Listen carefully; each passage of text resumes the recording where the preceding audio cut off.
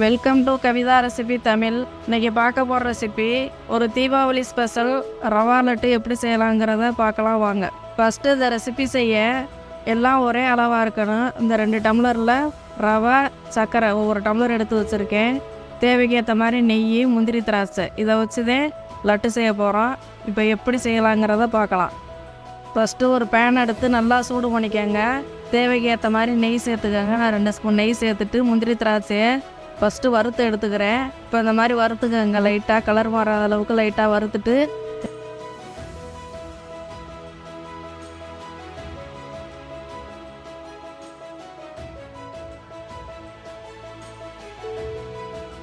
இப்போ நான் எடுக்கலை. அது கூடவே இப்போ ரவையை சேர்த்து நல்லா அந்த மாதிரி மணலாக இருக்கணும். உதிரி உதிரியாக அந்த மாதிரி இருக்கிறப்ப நல்லா அந்தளவுக்கு பக்குவத்துக்கு நல்லா லைட்டாக ஸ்டவ்வை லோ ஃப்ளேமில் வச்சுட்டு நல்லா லைட்டாக வறுத்து எடுத்துக்கோங்க.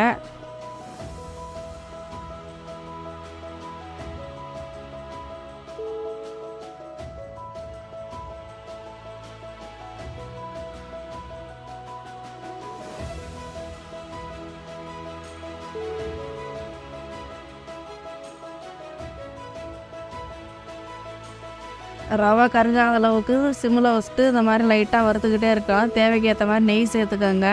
இந்த மாதிரி நெய் சேர்த்துட்டு நல்லா லைட்டாக வறுத்துக்கோங்க. இப்போ சர்க்கரையை நம்ம பவுட்ரு பண்ணி எடுத்துக்கலாம்.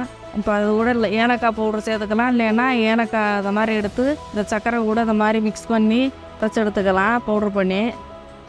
இப்போ இந்த சர்க்கரையை பவுட்ரு பண்ண சர்க்கரையை இந்த ரவை கூட மிக்ஸ் பண்ணிக்கிறோன்னா ஸ்டவ்வை முழுமையாக ஆஃப் பண்ணிவிட்டு இது கூட கலந்துக்கலாம்.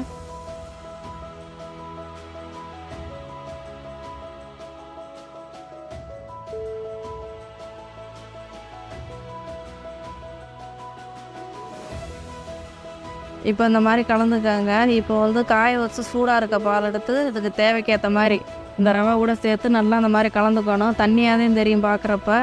இப்போ அதை கெட்டி போட்டுரும்.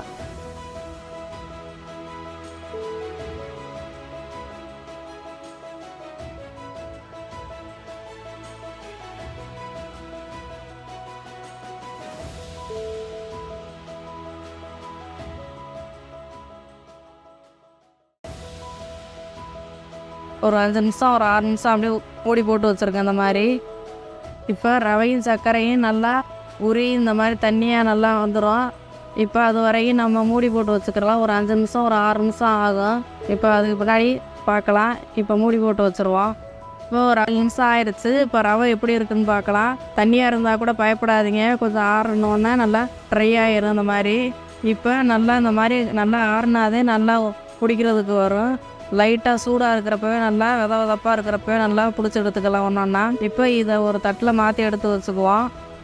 இப்போ ஒரு அருமையான ரவா லட்டு ரெடி ஆயிடுச்சு. இப்போ இதை எவ்வளோ தேவையோ அந்தளவுக்கு நீங்கள் இந்த மாதிரி முந்திரியை சேர்த்து உருண்டையாக ஒன்றா பிடிச்சி எடுத்துக்கலாம். அந்த மாதிரி இப்போ ஒரு கையில் இப்படி எண்ணெயை தடவிட்டு நம்ம எந்த அளவுக்கு தேவையோ அந்த அளவுக்கு இந்த மாதிரி உருண்டை பிடிச்சி வச்சுக்கலாம். இப்போ இந்த மாதிரி உருண்டையாக ஒன்றா எடுத்து ஒரே மாதிரி அளவுகளோட இந்த மாதிரி உருட்டி ஒன்றா எடுத்து வச்சுக்கலாம். இது ஆறுனதுக்கு பின்னாடி நல்லாவே இருக்கும். இந்த மாதிரி உருட்டி வச்சுக்கோங்க. இது ஒரு 10 நிமிஷத்தில் ஈஸியாக செஞ்சிடலாம். இப்போ இந்த தீபாவளிக்கு நீங்கள் இந்த மாதிரி செஞ்சு பாருங்கள். இந்த வீடியோ பிடிச்சிருந்தா லைக் பண்ணுங்கள், ஷேர் பண்ணுங்கள், சப்ஸ்கிரைப் பண்ணுங்கள்.